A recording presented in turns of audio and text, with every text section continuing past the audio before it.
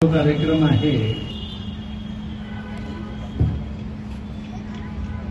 या कार्यक्रमामध्ये स्वयं भगवान बाबा हनुमानजी उपस्थित आहेत, त्यांना माझा प्रणाम. महान त्यागी बाबा गुरुदेवजी उपस्थित आहेत, त्यांना माझा प्रणाम.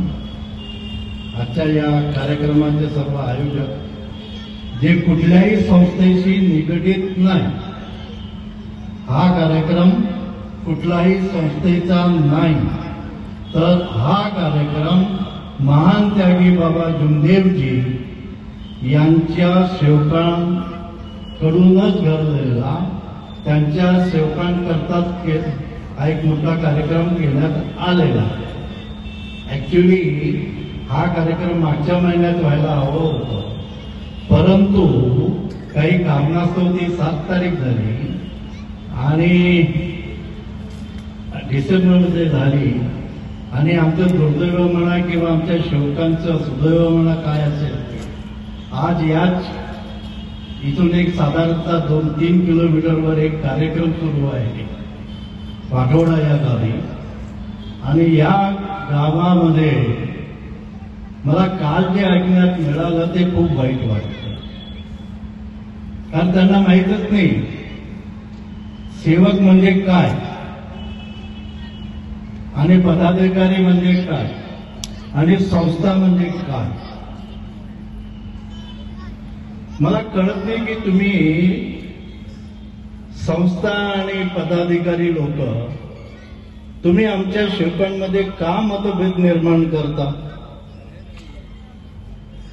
तिथे सांगण्यात आलं की चिटणीस पार्कला जो कार्यक्रम आहे तो आपला नाही आहे. वाईट वाटतंय ना? तुम्हाला वाटतं का वाईट? नाही वाटत? जाऊ दे. मला तर वाटतं सेवक या नात्याने महान त्यागी बाबा जुमदेवजींच्या मी सेवक आहे. आणि इथे जी लोक जी बसलेली आहेत ही सगळी बाबांचे सेवक आहेत असं मला वाटतं. इथे कोणीही कुठल्याही संस्थेचा सेवक नाही. कुठल्याही संस्थेचा सेवक नाही. आणि हा कुणाचाही नाही. इथे जो सेवक बसलाय तो आपले महान त्यागी बाबा जुमदेवजींचा आहे.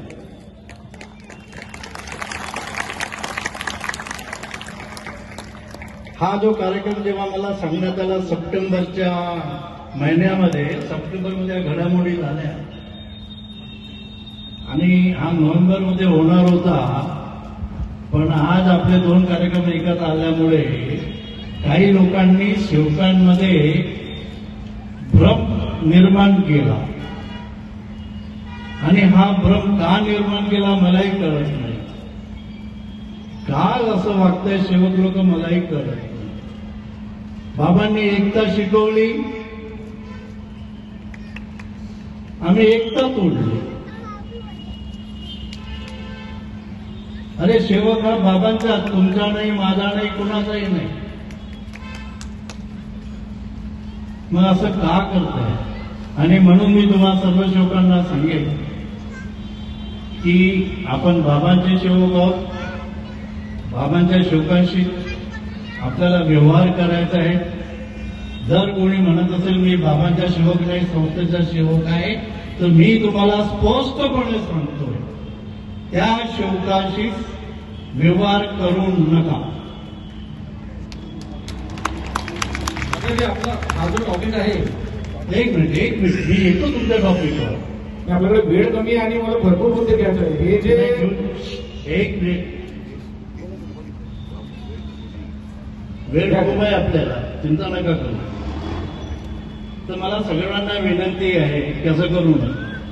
आता त्याने सांगितलं वेळ आहे, मला त्या थोडं हे पुढे क्लॅरिफिकेशन येईलच.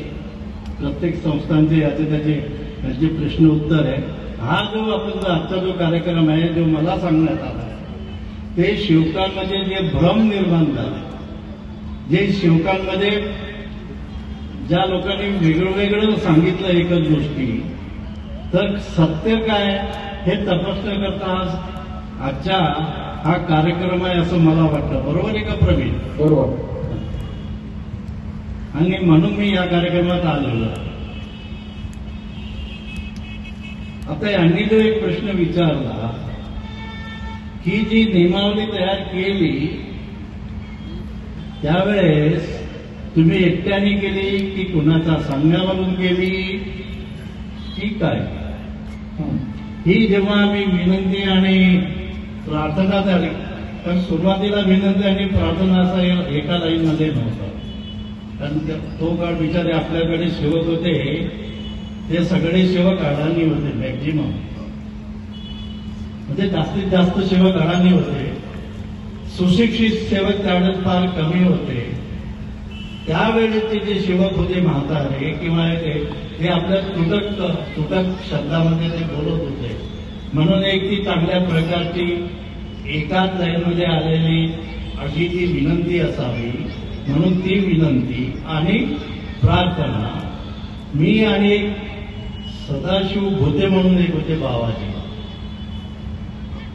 म्हातारे, मला माहिती जुने लोक ओळखत असतो. आम्ही ती दोघांनी बनवली. ही जी नियमावली आहे ही नियमावली आम्ही बाबांच्या समोर बसून बाबांकडून विचारून सगळं ती तयार केली.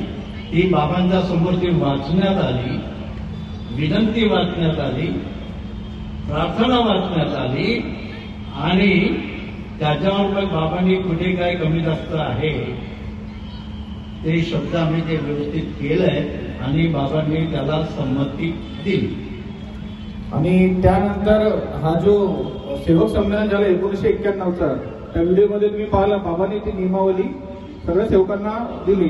परंतु आज जी आपल्याकडे नियमावली आहे त्या नियमावलीत भरपूर चेंजेस आहेत. या नियमावलीमध्ये तुम्हाला कुठेही मार्गदर्शक शब्द दिसला नसेल, कुठेच नाही आहे. मला वाटतं तो शब्द आधी नव्हताच. आपण पुढे येऊ. मार्गदर्शक म्हणजे कोण? कार्यकर्ता हा सुद्धा शब्द नव्हता. फक्त मार्गात येणारा सेवक, मार्गातील सेवक आणि मार्ग देणारा सेवक. फायदा काका असेच होतं ना? नाही, कार्यकर्ता हा शब्द होता तिथे. कारण त्याच्यात एक आहे याच्यात किंवा एखाद्या सेवकाला जर त्याचं दुःख आल्यावर तो त्याच्या कार्यकर्त्याकडे जाऊन तो त्याची जे दुःख आलं ते सांगू शकतो, तो कार्यकर्ता होता. ही जी नियमावली आली ती 1991 मध्ये. बरोबर, 91. बरोबर. ऍक्च्युली आपल्या नियमामध्ये 5वा नियम आहे, मर्यादित कुटुंब आहे ना. पण त्याच्या आधी तो नियम नव्हता. त्याच्या आधी फंड अनुदान जमा करणे हा नियम होता. परंतु त्यानंतर तो नियम बदलवण्यात आला आणि तो नियम बदलवून त्या ठिकाणी मर्यादित कुटुंब हा नियम टाकला. तर आपण तो का बरं बदलवण्यात आला त्याच्या पुढे जायच्या आधी मी पाटील काकाजींना एक प्रश्न विचारतो. काकाजी,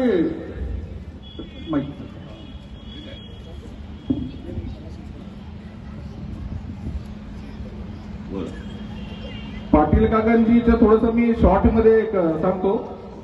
हे बाबासोबत राहिलेले प्लस प्रमुख सल्लागार म्हणून हे काम करत होते.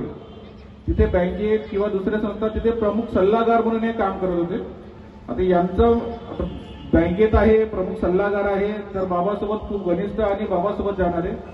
तर हे बाबांसोबत अलीगडला गेले होते. आता तो अनुभव ते तुम्हाला सांगतील. तुम्ही अलीगडला गेलेत का? त्याबद्दल मला सांगा.